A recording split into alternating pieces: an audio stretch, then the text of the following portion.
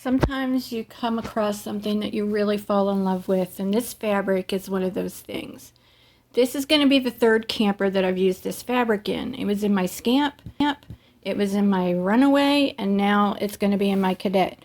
I will link the other two videos at the end of this so you can see how the Scamp and the Runaway looked with this fabric. I absolutely love it, fell in love with it, paid a little more than I would like to pay, but it speaks to me. I just love it.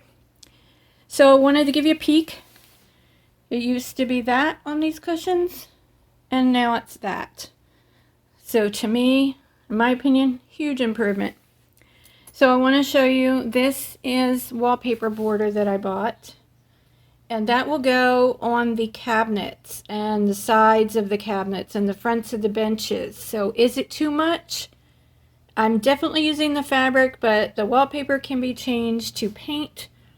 If I paint, that will be the paint, toning down just a little bit by adding a little bit of cream to it because it's a little bright for me.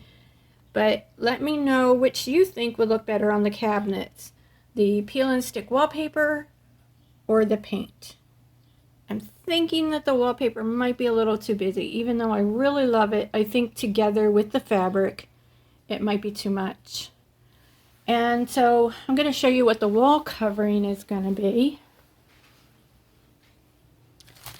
So let me get this down so you can see how it matches. So this is called trunk liner carpet. It's really thin. It's like a felt, but it stretches. So you can move it around the curves in the camper, around the corners and everything. So that matches really good. Everything will match. I just want to get your opinion on if that's going to be too busy, because I'm thinking that it is. And do you love this fabric as much as I do? Let me know in the comments. Let me know if I should use the paint on the cabinets or if I should use the wallpaper. And I will see you next time. Bye. Don't forget the thumbs up if you haven't already. See ya.